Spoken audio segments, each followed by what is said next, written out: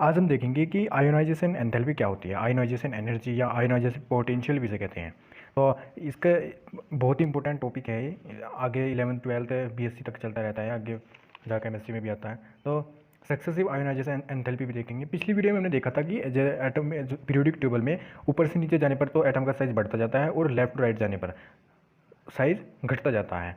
तो इसमें हम बात करेंगे कि आयोनाइजेशन एनर्जी होती है, जो उसकी डेफिनेशन क्या है और वो किन किन फैक्टर पर डिपेंड करती है पीरियोडिक टेबल में।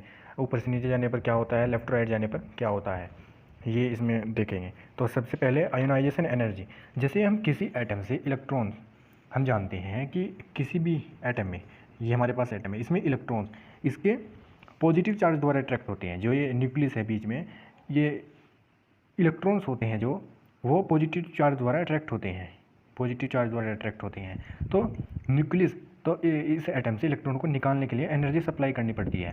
जो इस एटम के अंदर इलेक्ट्रॉन्स हैं उनको निकालने के लिए हमें एनर्जी सप्लाई करनी पड़ती है। तो हम जितने भी इलेक्ट्रॉन इनसे निकालेंगे और जो हमने इसे एनर्जी दी उन इलेक्ट्रॉनों को निकालने के लिए, हम उसे ही आयोनाइजेशन एनर्जी कहते हैं। इसे इस प्रकार हम डिफाइन करते हैं। तो इसे हम यह भी कह सकते हैं कि किसी एटम से उसके न्यूक्लियस, ये इसका न्यूक्लियस है जो बीच में न्यूक्लियस सेंटर है जिसमें पॉजिटिव चार्ज होता है, वो होता था वैलेंस सेल के बीच के अट्रैक्शन को कम कर रहे हैं हम। एक तरीके से जैसे ये न्यूक्लियस है और ये वैलेंस सेल है, इसके बीच के हम अट्रैक्शन को कम कर रहे हैं, तभी तो ये इलेक्ट्रॉन यहाँ से निकल रहे हैं। तो ये हम ये भी कह सकते हैं कि इसके बीच के अट्रैक्शन को हम जितना कम करने के लिए इसे एटम को एनर्जी देंगे, उसको ही हम आयोनाइजेशन एनर्जी या आयोनाइजेशन पोटेंशियल कहते हैं। तो ये तो आयोनाइजेशन एनर्जी की बात हुई। तो हम ये भी कह सकते हैं कि आउटर मोस्ट सेल से जो इलेक्ट्रॉन निकालते हैं और उन इलेक्ट्रॉन को निकालने के लिए जो एनर्जी देनी पड़ती है उसको हम आयोनाइजेशन एनर्जी कहते हैं। या हम दूसरे शब्दों में ये भी कह सकते हैं कि किसी न्यूट्रल एटम को, हमारे पास ही मानने की बात एक एटम है, इस एटम से उसके मोनोवैलेंट, मोनोवैलेंट क्या होता है, जिसपे पॉजिटिव चार्ज होता है, यानी कि वो कैटायन होता है, उससे इलेक्ट्रॉन निकाले गए हैं। तो सॉरी, उससे इलेक्ट्रॉन निकालने के लिए, मतलब इलेक्ट्रॉन निकालने के लिए तो क्या हो रहा है, इलेक्ट्रॉन निकल के कैटायन बनना, तो उसको कैटायन में कन्वर्ट करने के लिए कह सकते हैं हम। किसी एटम को, जो न्यूट्रल एटम होते हैं हमारे पास, उसको कैटायन में कन्वर्ट करने के लिए, उससे इलेक्ट्रॉन निकालने के लिए जो एनर्जी देनी पड़ती है, उसे एनर्जी को आयोनाइजेशन एनर्जी कहते हैं। ठीक है, कन्वर्ट, उसमें कैटायन में कन्वर्ट करने के लिए जो एनर्जी देनी पड़ेगी उसको ही हम आयोनाइजेशन एनर्जी कहते हैं। अब देखते हैं फैक्टर अफेक्टिंग आयोनाइजेशन एनर्जी। जो आयोनाइजेशन एनर्जी है वो किन फैक्टर पर डिपेंड करती है, जैसे साइज ऑफ एटम का, न्यूक्लियर चार्ज या टाइप ऑफ ऑर्बिटल। तो सबसे पहले size of atom, ionization energy inversely proportional होती है एटॉमिक साइज के, एटॉमिक साइज के इन्वर्सली प्रोपोर्शनल आयोनाइजेशन एनर्जी होती है। कैसे, एटम का साइज जितना, ये मानने की बात छोटा एटम है, ये उससे थोड़ा बड़ा एटम होगा, ये उससे थोड़ा और भी बड़ा एटम होगा, तो ये थोड़े मिल के इन्हें ऐसे बनाते हैं, जैसे ये थोड़ा बड़ा एटम होगा, ये इससे और बड़ा एटम होगा, तो ऐसे।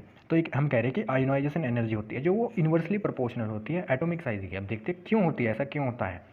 अब देखो, जितना एटम हमारे पास छोटा होगा, ये एटम हमारे पास छोटा, तो इससे इसकी आयोनाइजेशन एनर्जी कम होगी, ज़्यादा होगी, इसकी आयोनाइजेशन एनर्जी बहुत ज़्यादा होगी, क्योंकि हमने कहा कि इन्वर्सली प्रोपोर्शनल होता है आयोनाइजेशन एनर्जी एटॉमिक साइज की। तो इन्वर्सली प्रोपोर्शनल का मतलब जितना छोटा साइज होगा उतनी ही ज़्यादा उसकी आयोनाइजेशन एनर्जी होगी, और जितना बड़ा साइज होगा उतनी ही कम उसकी आयोनाइजेशन एनर्जी होगी। अब देखो, इससे इलेक्ट्रॉन निकालना आसान है या फिर इससे इलेक्ट्रॉन निकालना आसान है? सिंपल सी बात है, इससे इलेक्ट्रॉन निकालना आसान है। क्यों आसान है इससे इलेक्ट्रॉन निकालना? क्योंकि देखो, अगर हम छोटे से निकालेंगे तो इसका जो न्यूक्लियस होगा, उसकी वैलेंस सेल के प्रति उनके बीच अट्रैक्शन बहुत ज़्यादा होगा, क्योंकि वो एक छोटा एटम है, उसमें बहुत ज़्यादा नेगेटिव चार्ज नहीं है, बहुत ज़्यादा पॉजिटिव चार्ज है, पॉजिटिव चार्ज है, तो इसलिए बहुत ज़्यादा अट्रैक्शन होगा उन इलेक्ट्रॉनों के बीच, इसलिए बहुत ही इससे आसान नहीं होगा निकालना इलेक्ट्रॉन्स को। जबकि इससे हम आसानी से निकाल सकते हैं, क्योंकि इसके जो न्यूक्लियस है और इसकी जो वैलेंस सेल है उसकी अट्रैक्शन थोड़ा इसमें कम होगा, क्योंकि साइज़ बड़ा है, इसमें जो इलेक्ट्रॉन्स हैं वो ज़्यादा हैं, और इलेक्ट्रॉन्स के ज़्यादा होने के चलते ये बड़ा है, और ये बड़ा है इसलिए इससे हम इलेक्ट्रॉन्स आसानी से निकाल सकते हैं। तो इसलिए एटम के साइज़ के इन्वर्सली प्रोपोर्शनल होता है। अब देखते हैं nuclear charge, ionization energy directly proportional होती है न्यूक्लियर चार्ज के। अब देखते हैं वेरिएशन अलोंग ए पीरियड और वेरिएशन अलोंग ए ग्रुप। हमें पता है कि हम सबसे पहले पीरियड में देखते हैं कि जब हम किसी पीरियड में लेफ़्ट टू राइट जाते हैं तो हम आयोनाइजेशन एनर्जी की वैल्यू बढ़ती है। क्यों बढ़ती है, इसका क्या कारण है?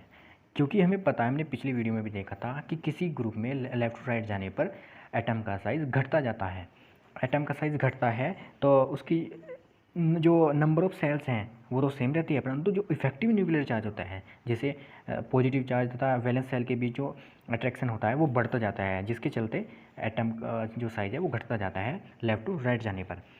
जैसे एटम का साइज पहले इतना होगा, फिर इससे थोड़ा कम होगा, फिर कम होगा, फिर और कम होगा, फिर और कम होगा, ऐसे घटता चले जाएगा।